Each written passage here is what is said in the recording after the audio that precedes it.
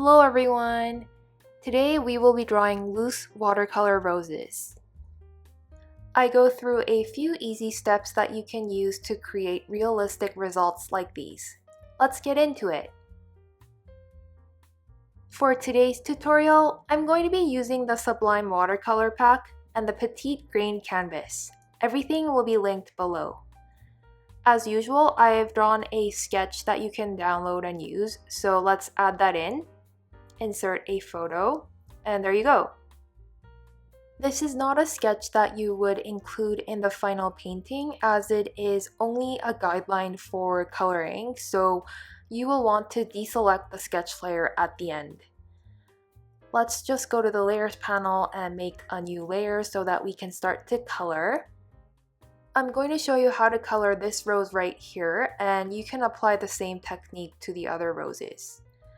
I've also developed a color palette that you can download so you can create yellow roses as well as pink roses. The greens you can use for the stem and the leaves. To start off, we're going to select a light color, so maybe the second one right here. And we're going to use the bold rough brush. And we're going to start with the center first. Just fill in the center like this, according to the guidelines. You can just follow along for now.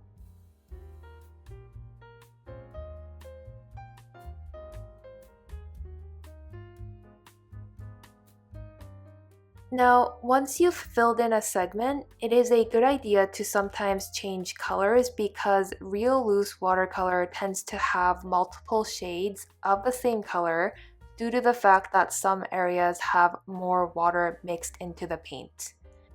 So to mimic real watercolor and the stroke properties of real watercolor, I'm now using a lighter yellow here, just along the edges because edges tend to be a lot more lighter when you actually observe those strokes. When the paint pools into a certain area, that section will look a lot more bold, so for those areas you will want to use darker colors. So a darker shade of yellow in this case.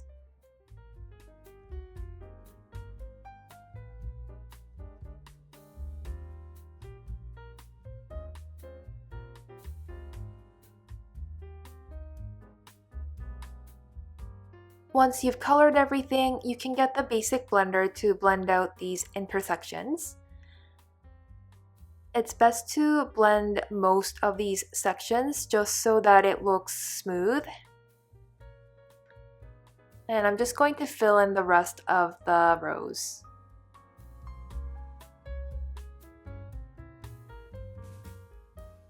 For the outer petals, we're going to use a different brush. Let's get the watery rough edge brush. Make it slightly big. And as you can see, there is this rough edge that is created here.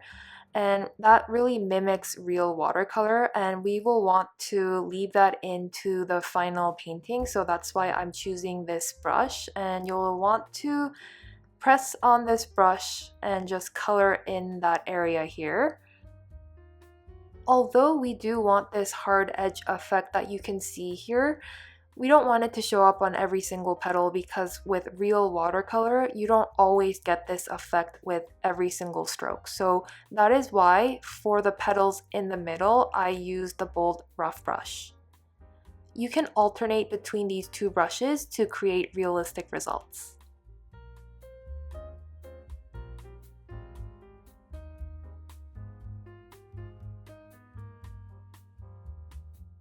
I'm now using a lighter color for this petal here to create variety.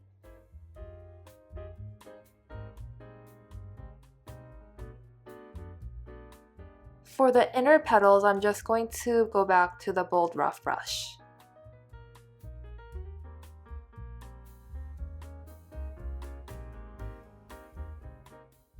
So once the first layer has been colored, we're going to make a new layer on top and make that a clipping mask.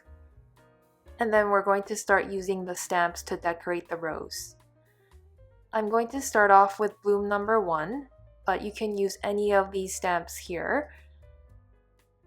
And we're going to start off with the center, so let's grab a darker shade of yellow or an orange, maybe this one here, and you can use the stamp just like this and experiment with different stamps.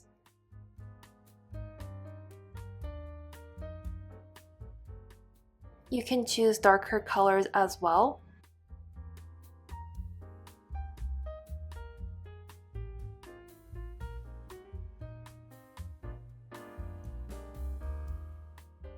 Wonder if bloom number 2 or 3 will look good.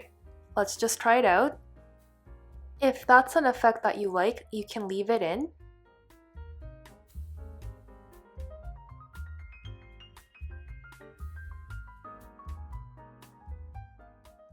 If you think that there are too many watermarks or hard edges, you can blend it out with the basic blender like this.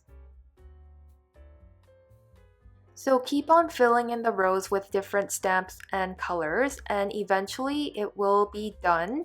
So when we zoom out, we can check out the rows and just turn off the sketch layer, and that looks a lot more realistic, right? And I'm just going to add a little bit more color to the center because I do want some intensity here and there. Now we'll work on the stem, so let's make a new layer. And we're going to pick out a color. This green will do. And I'm going to use the bold rough brush to color this in.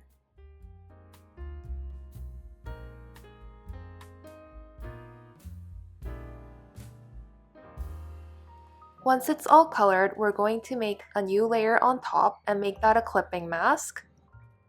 Just like how we've enhanced the rose petals, we're going to do the exact same thing by using a stamp. So select a darker green and use one of these stamps.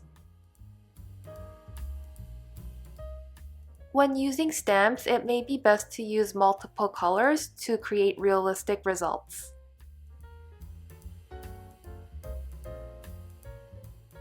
Just to recap, you start by coloring the base layer with a light color. You can choose to add different shades of the same color just to make it more realistic. So here I'm adding a lighter pink to mimic real watercolor.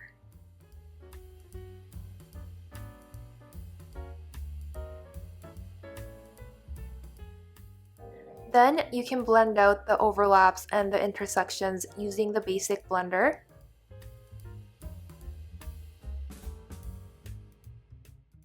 Finally, you can use some stamps to increase the color intensity and add watermarks and blooms. So that is it for this easy tutorial.